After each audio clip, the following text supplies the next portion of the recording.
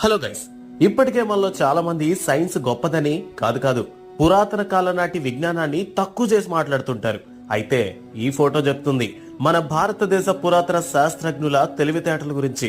ఇక్కడ కనిపిస్తున్న ఈ దృశ్యం తమిళనాడు తిరుచిరాపల్లిలోని పంచవర్ణ స్వామి టెంపుల్ లోనిది.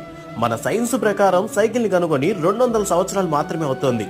కానీ చోళుల కాలం నాటి సుమారు 2000 సంవత్సరాల నాటి చరిత్ర కలిగిన ఈ గుడిలోని ఒక మూలన ఉండే స్తంభంలో ఒక సైకిల్ మీద మనిషి కూర్చున్నట్టు చెక్కబడింది.